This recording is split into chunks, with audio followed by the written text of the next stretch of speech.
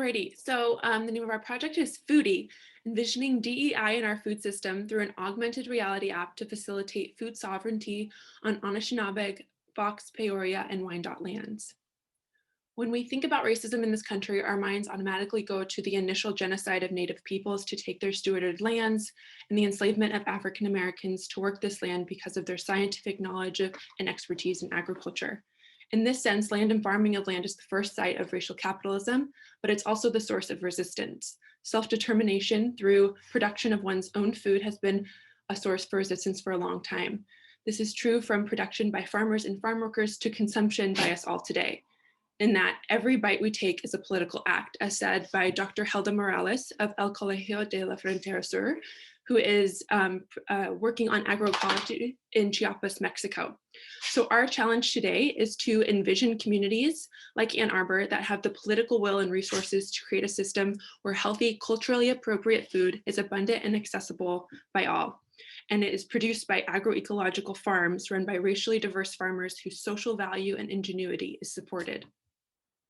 So we're going to do this through an easily accessible QR code on flyers, posters, and other materials around campus. The students will be prompted to download the augmented reality app and be able to step into a simulated narrative augmented with food sovereignty features.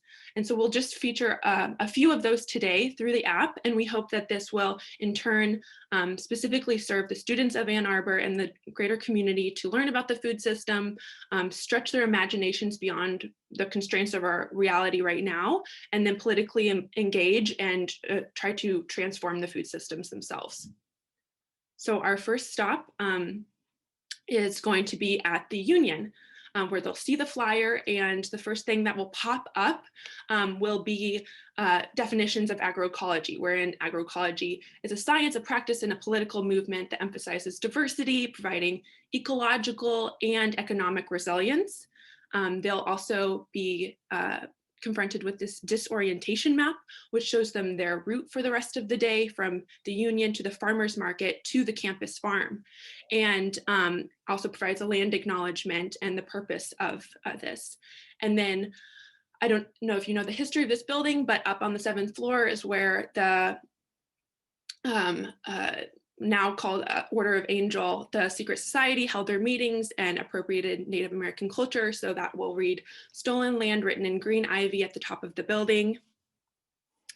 And then students will be able to walk to and from classes, enjoying the native edible landscape right here, increasing access to fresh foods that's completely free of charge, not dependent upon the campus dining policy, purchasing a dining plan. So this is our first stop to kind of whet the palates of students. They can pick up an apple and go on to class. And then their next stop is the farmer's market.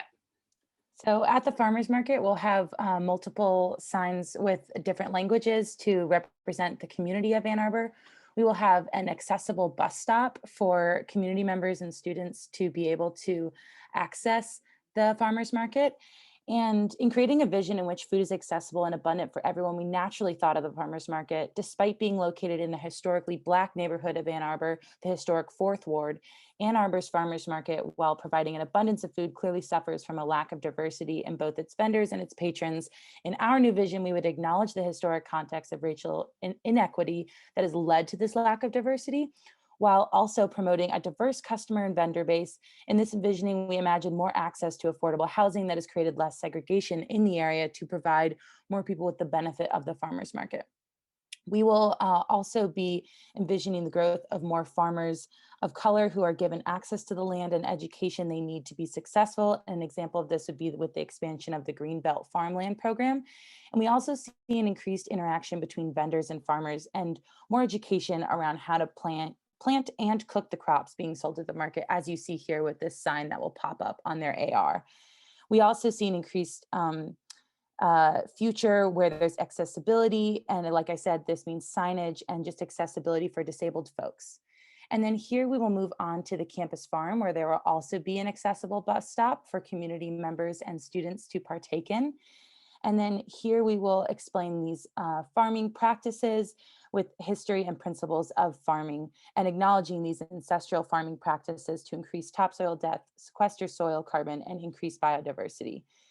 Here we would also have a campus farm bulletin flyer for a speaker series hosted by Grow Jackson and Growing Hope to promote Black farmers in the area and the Black Farming Bill, and to help students get engaged in local farming practices.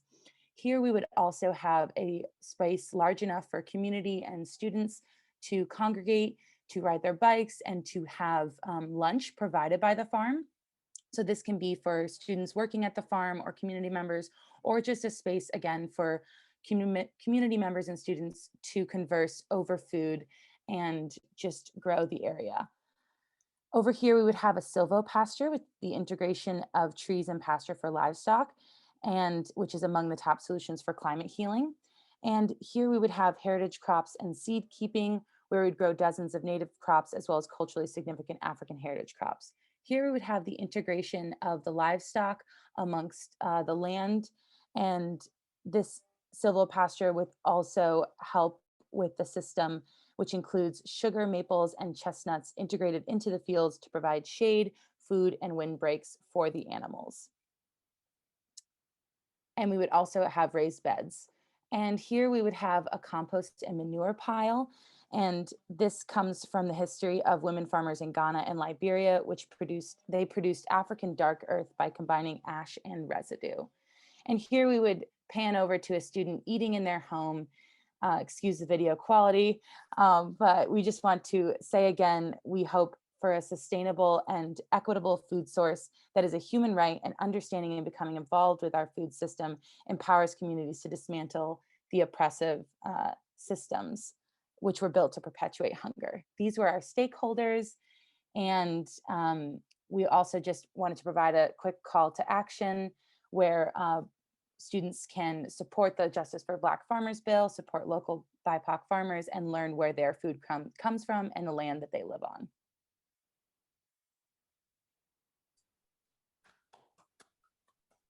Great job, team. Thank you so much. You were like, you finished right on the dot. Amazing. Yay.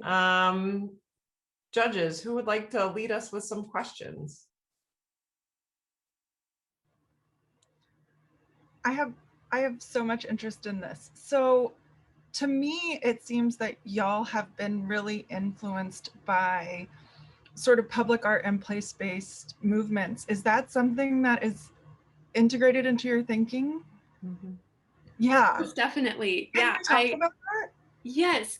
So I am in the School for Environment and Sustainability, but I'm also pursuing a museum studies certificate. So I'm thinking a lot about interpretation, and my dream job is working with community members and farmers to like curate like outdoor educational spaces in places like the botanical gardens. So that was definitely at the forefront of my mind and thinking in putting this forward.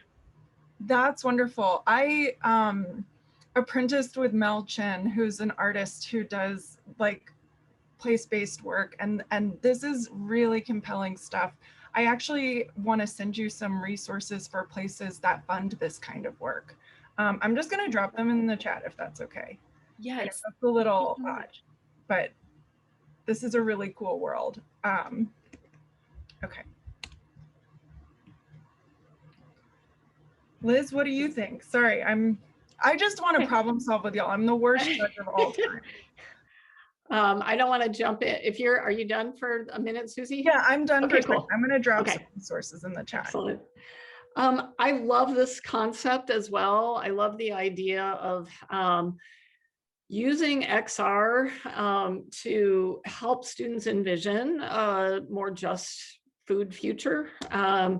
I want to sign up for it. I'd love to participate. I'd love to experience the insights that you guys are helping to create. This is one of the most creative solutions I've seen to kind of any really gigantic problem. I really like the way that you root it in history but then bring it right to the present. Concept is absolutely an A+. to me, the big questions are, how will you know what impact you're making? And, you know, I don't mean to be sort of the nuts and bolts implementer, like, you know, what's the bottom line? But, you know, in some sense, there has to be some I don't even know how you say it, like knowledge of what impact you're making. So that would be big question number one. And then I'm also eager to talk a little bit about sustainability. So what are we going to do with this? I think it's a wonderful concept and a really cool, compelling early stage technology. And then, you know, how do you see it moving forward into the future? Do you see a nonprofit growing up around it? Do you see this being something that SEAS or some other university unit takes in and makes part of their curriculum and sort of supports it? Something that academic innovation can invest in and continue to grow and that sort of thing. So tell me a little bit more about sustainability as well. Go for it, Ayana. Okay. Feel free to chime in. My initial thoughts are, yes, I think it would be wonderful if it was supported internally in the university, because we are trying to specifically reach students. I think that's also a part of the assessing the impact is if we have and it's because it's so transdisciplinary, I think it would have to be housed in multiple schools. So yeah, SEAS, I could definitely see museum studies. They do capstones every single year that this could be integrated into.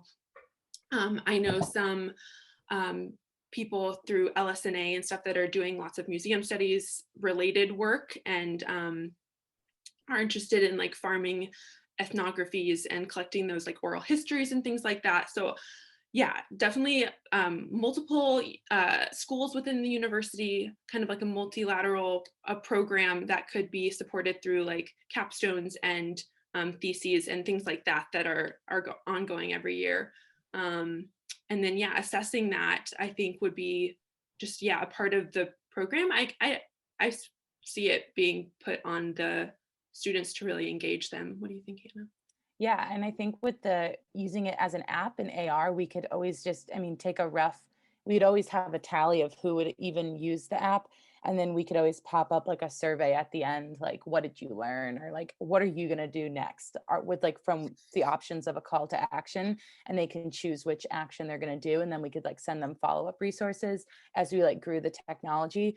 I also just like to think back to our team and how it's made up. So we have Ayana in SEAS, and then Deena and I in social work, which definitely the School of Social Work would love to take a project on like this. And also School of Information, our lovely Catherine, who made the AR while she was in Georgia. So even being so far away, she could definitely promote some sort of data analytics side of how we have actually made this impact and where we've seen students getting involved in the community afterwards. And I feel like we've just, with even the stuff that we've added for each of the different sites, like continually adding like sites and elements to it based upon feedback we get is what I envision, because this is just skimming the surface.